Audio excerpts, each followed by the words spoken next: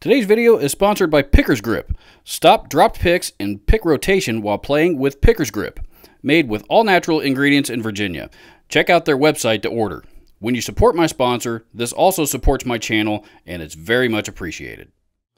So many of you participated in the Picker's Grip sponsored giveaway in honor of this channel celebrating the milestone of 10,000 subscribers. And in doing so, today, we are announcing a winner.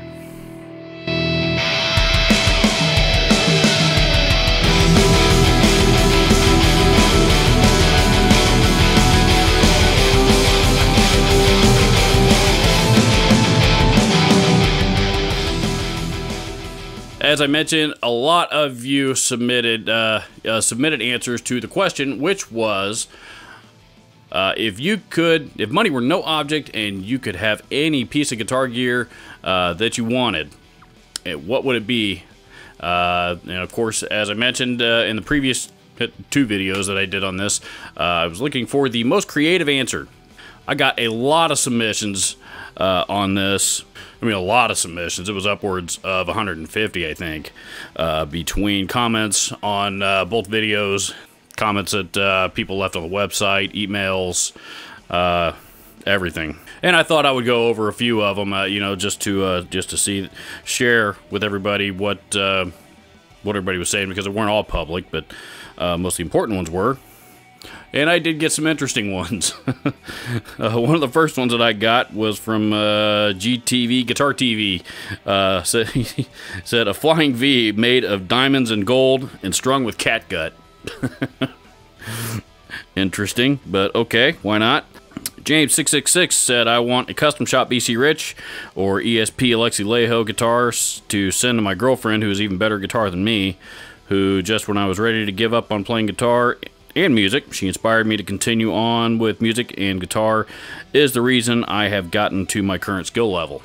That's pretty awesome, man. You know, pretty awesome to, you know, want a guitar to honor, you know, the person in your life that, you know, inspires you to keep doing what you're doing.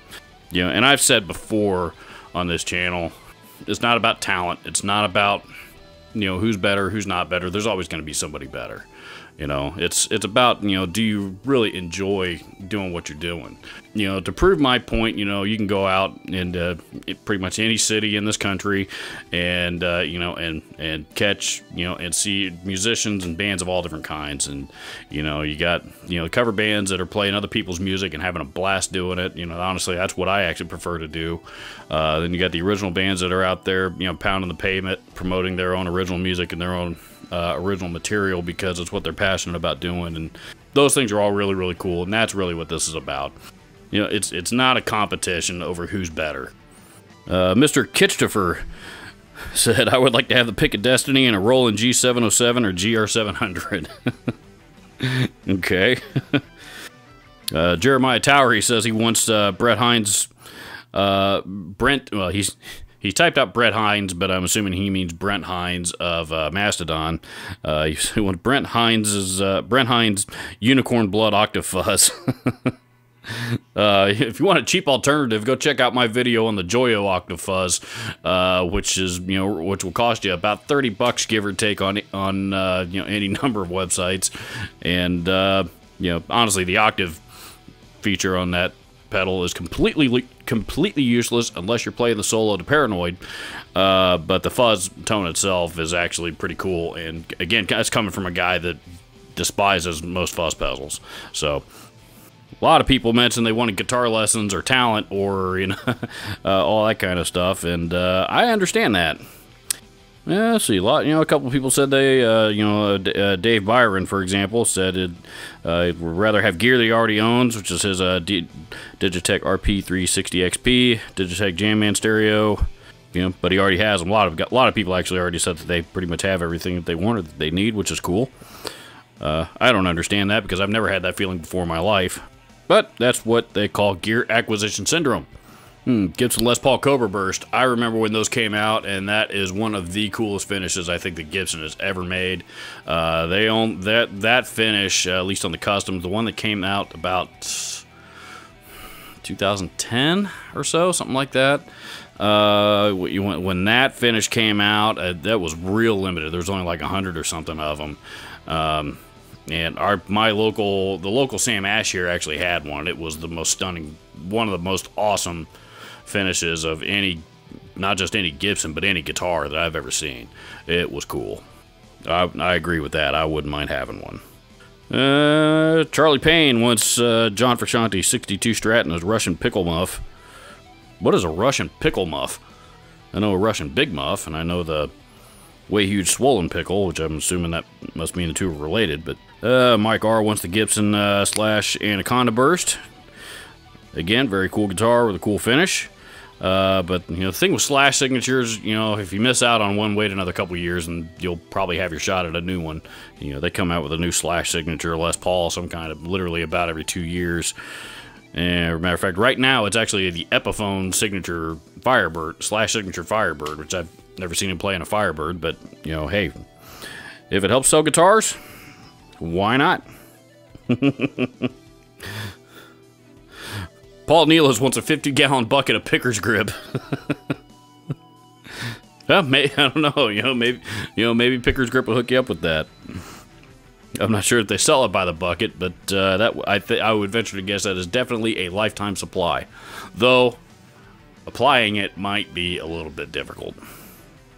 Fuzzcoos says, my dream equipment would be I get an Ibanez Destroyer and send it to Eddie Van Halen. Eddie takes the Destroyer, modifies it into another Shark guitar, and sends it back, having an EVH replica made by EVH himself. Very cool.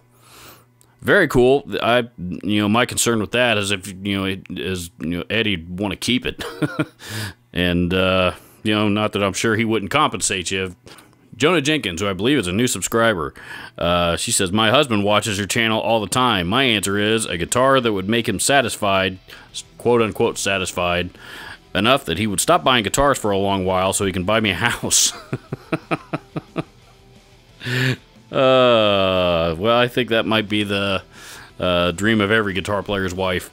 With the exception of mine. Mine is, I am fortunate enough to be married to a very wonderful woman that supports my habit. Bob Bitchin, been a supporter of this channel for a long time now. Says, hi Robert, I pretty much have all the guitars I need, but always wanted a small recording setup so I could start a YouTube channel of my own, plus a way to record demos. Thanks for all you do. Bob, thank you so much for your support. I think you might be surprised at how little you can get away with as far as recording gear, particularly for the purposes of YouTube. Really about all that you need, and this of course is going to depend on what you want to do, what kind of content that you want to create, but really about all that you need is recording equipment that records well enough that you eliminate room reflections and can capture the sound of the guitar slash amplifier that you're recording. This channel started with a little Tascam DR40, which is it's a little handheld recorder with a couple of XLR inputs. I used that for a long time, and then I upgraded to the DR60, which is the DSLR version. That moved up to a 4-channel, which was, but still only had 2 XLR inputs. And I had my camera sitting where it is now, and I had actually my DR40 mounted up on another mic stand over here on the other side, in the other corner. So, in those earlier videos, you could see me looking over there because that thing also had my timer on it. But, I got some great recordings out of it. And I think I bought that thing used for $125, $150, and the price of a new one has since come down quite a bit. So I wouldn't expect you to have to pay that much for a used one if you wanted to go that route. So, that, a SM57 industry standard instrument mic, a couple of mic cables, you can get that little lavalier microphone that I used to use for my dialogue. I think I bought that thing on eBay for less than 20 bucks, and it worked great. It was a Boyo BY-M1 or something like that, BY1M, I can't remember the model number, but, look for Boyo lavalier mic on eBay, and I'm sure it'll pop up. But, and that's all that I was using for a long time. It's only been the last 3 or 4 months that I upgraded, to a full-on 24-track, and the reason why I went that route is because I don't want to, I'm still not ready to go to a DAW, and you know, go the software route. I still like using hardware. But again, for my purposes, it works great. And you know, my initial recording setup was, you know, I had maybe $200 in it. So for recording audio, and then, you know, video equipment is, you know, of course you can get just about anything. You know, there's video equipment at all different price points out there nowadays as well that is great quality. You know, if you do some research, I think you'd probably be surprised about how affordable, you know, a basic YouTube setup would be. TK Rome, this is one of the best ones. I would get a guitar shaped like a woman in sitting position. That way it can double as a passenger and I can drive in the carpool lane. Angelo Ricchetti says, Tascam Model 24 is what I want. I said, I can afford it. I just can't justify to my wife why I need it, especially being retired from music. And then he goes on to say, I could blame you and tell her Robert made me buy it. All right, yeah, if sure, blame it on, you know, if you need to blame it on me, that's fine. You know, I don't mind taking the heat for you. That does seem like a pretty cool device. You know, the regular Tascam DP24, which is what I use, seems to be sufficient enough for my purposes. But the Model 24, which is the newer, higher-end one they just came out with, that one does look pretty cool. Alan Scherer. I hope I'm pronouncing your last name correctly anyway. Especially because he is Alan's a pretty strong supporter of the channel. He watches just about every video and comments on just about every single one of them. You know, so Alan, thank you for your support. But he said, creative, 1958 Fender Precision bass from the year I was born. 'Tis my dream.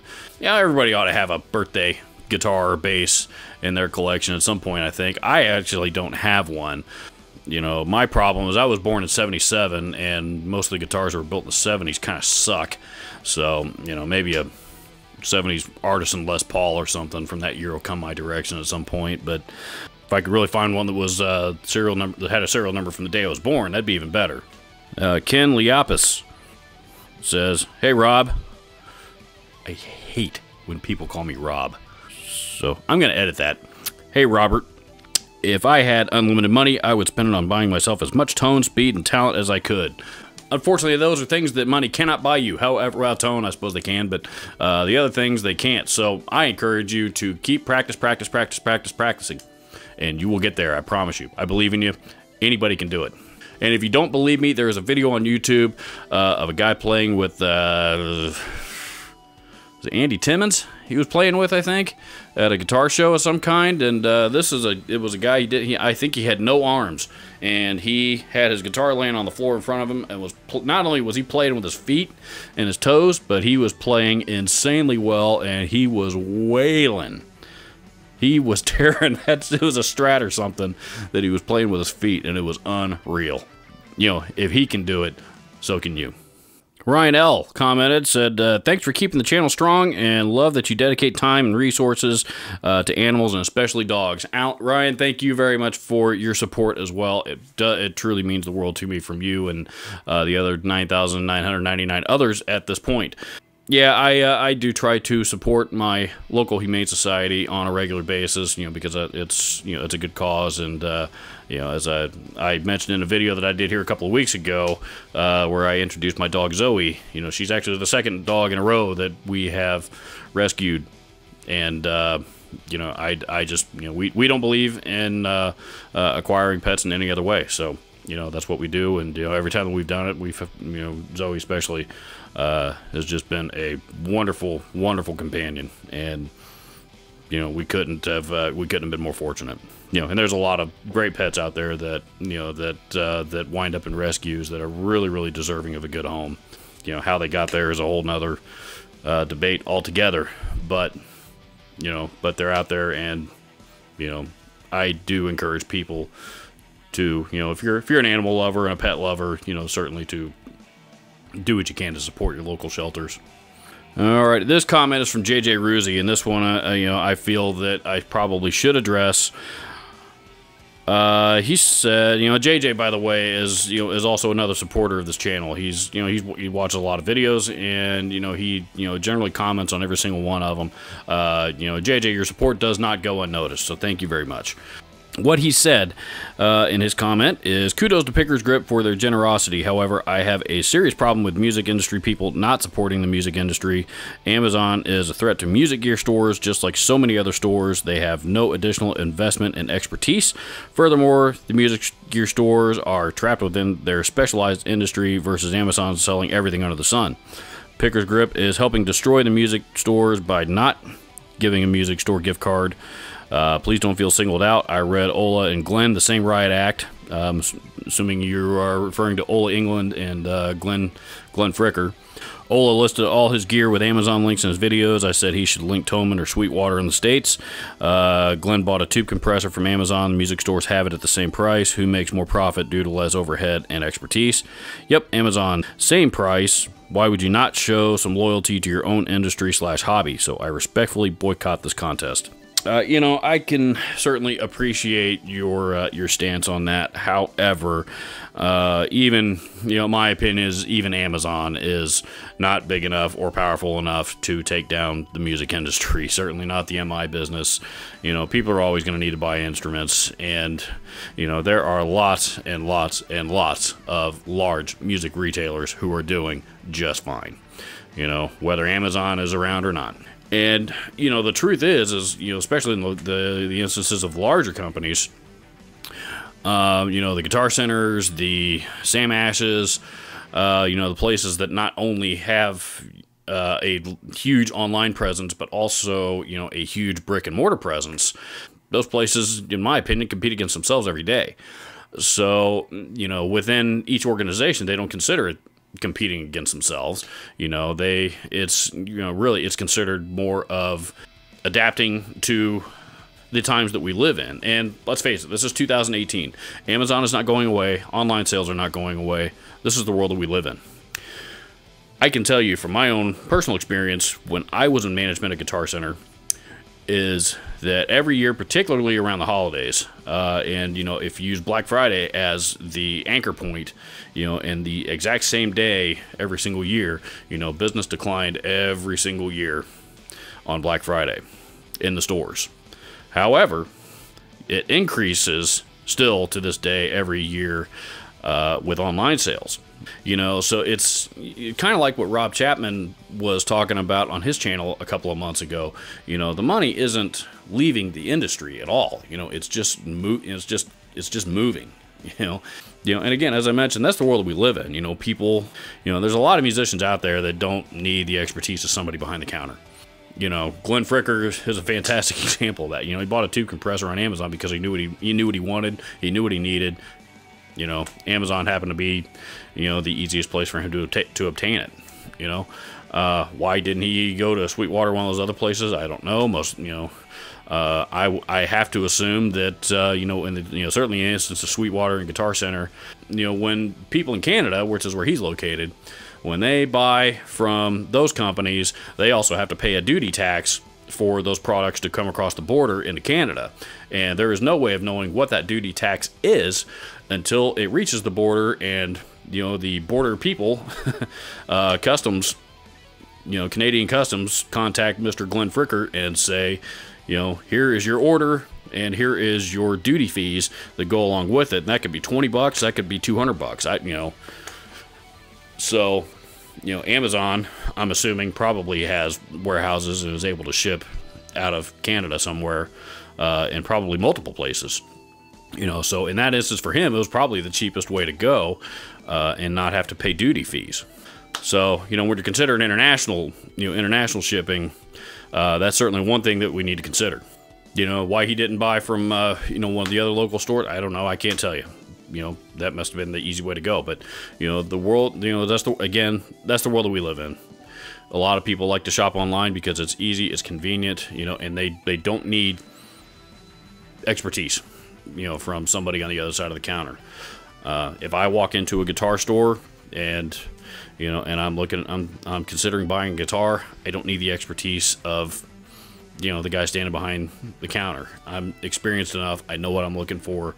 You know, I follow the industry close enough. I know the answers to most of the questions that some people may have. Somebody more inexperienced, yeah, they might need that expertise, you know, and that's why a lot of those people do still walk into guitar stores. You know, but the fact of the matter is, you know, Amazon's not going anywhere. Online sales are not going anywhere. You know, we can accept it and adapt, or you know, or not. So.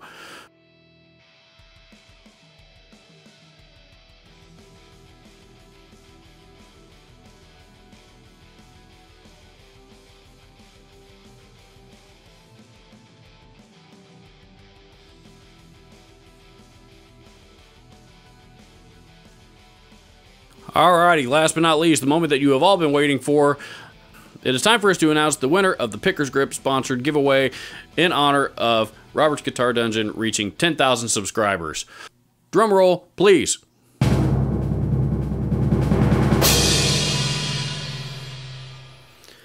And the winner is user name.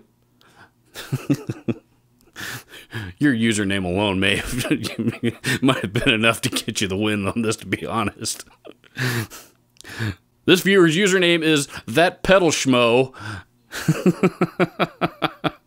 And he says, if I could have anything, it would be the desk from Muscle Shoals Studio, just because of the history of the artists who have plugged in there. Maybe some of the mojo could rub off on me. And I think that is a really, really, really cool answer. You know, to be able to have the, you know, the studio desk where all of those great recordings were recorded and mixed at and all that kind of stuff, to be able to have that in your own home studio would be totally awesome. And you're absolutely right. I bet you there's got to be some really cool mojo with that desk. You know, maybe a few cigarette, you know, burns from some other things that, you know, just got to give that thing all kinds of character. Yeah, I'm with you, man. That would be really, really awesome. You know, to be able to own a piece of gear like that. So, congratulations, That Pedal Schmo. You are our winner. You are the winner of the Picker's Grip giveaway. They are giving you a free container Picker's Grip, some guitar picks, a Picker's Grip t-shirt, and most importantly, a $50 Amazon gift card for you to use, hopefully, on anything of your choosing. So, again, thank you very, very much, all of you, for your participation. It was not that long ago that I was... it was this time about a year ago. I had just gotten fired from a job, and I was, you know, it was the start of a 4-month stretch of unemployment for me. That was not a lot of fun, but the only thing that I had, you know, really to keep me going during that time was, you know, to keep working on this YouTube channel. And in the process, at that time, I was scratching and clawing my way to 300 subscribers after 2 years. And then, of course, we had, you know, a couple of the Gibson videos took off, and I've since taken those down because, you know, it was just the right thing to do. But, you know, and then a couple more videos took off after that, and here we are a year later, we're at 10,000 subscribers, and to me, that is very, very, not only mind-blowing, but very humbling, and I couldn't be more grateful. So, to all of you who have supported me and continue to support me in this channel, thank you very, very much for your support. If, you know, I do have one more surprise that I am working on in honor of this channel hitting 10,000 subscribers. It is going to take me a while to get it put together, but please stay tuned to this channel because I got a really cool video coming up here, hopefully in the next few months, that hopefully you'll all enjoy. So, again, thank you all so much for watching. It means the world to me, and here's to 10,000 more.